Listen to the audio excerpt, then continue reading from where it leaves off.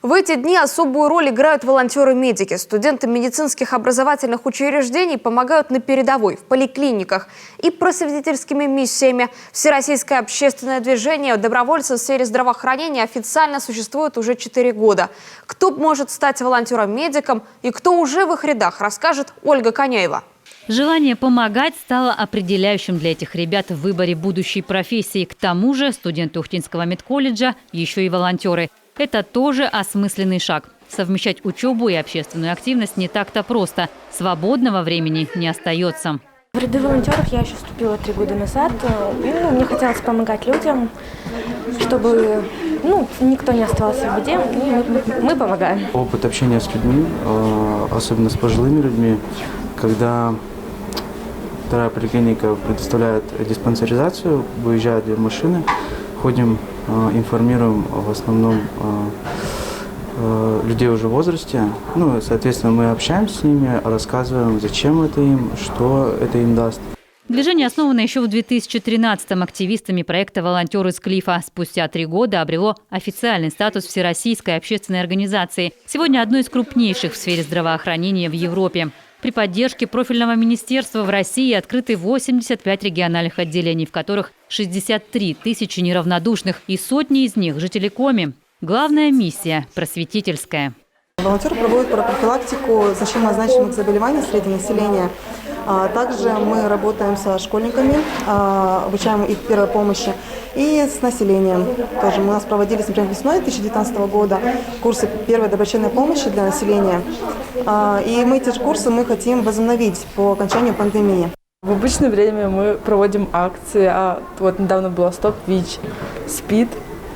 В карантин мы помогали пожилым людям, развозили медикаменты, также еду.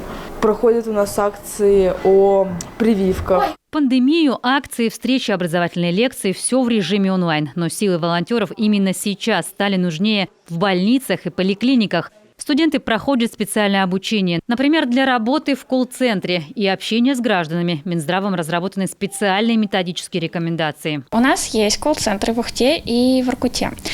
Студенты-волонтеры, которые помогают в колл-центрах, они обзванивают людей, которые находятся в зоне риска, спрашивают об их состоянии здоровья. Таким образом, они мониторят состояние вообще здоровья населения. Тем самым волонтеры помогают поликлиникам, а, как мы сейчас все знаем, в поликлиниках не хватает медицинского персонала. Студентки мединститута СГУ, активные во всем, сегодня курируют волонтерскую деятельность в республике. Когда началась пандемия, Елена Помазкина, кроме медицинской, взяла на себя организацию всероссийской акции «Помощи мы вместе». Первые 2 недели, вспоминает, приходилось не только принимать просьбы о помощи, но и самим выполнять их. Добровольцы тогда еще не успели откликнуться. Зато потом волонтеров стало даже больше, чем заявок. Первое время была маленькая осведомленность. А потом уже люди пошли.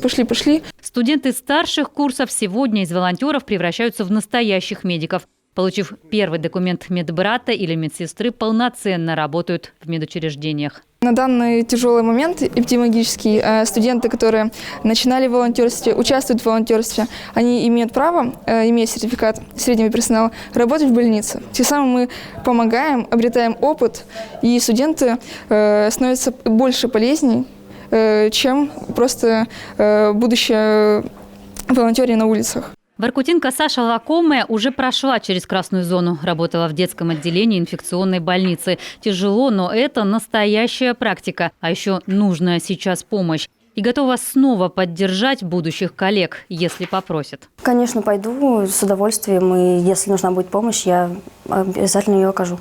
Вступить в ряды добровольцев в сфере здравоохранения может любой. В Коми созданы даже школьные отряды волонтеров-медиков. Это новые навыки, опыт работы, общения, участие в крупных всероссийских акциях и форумах. И главное – возможность быть полезным.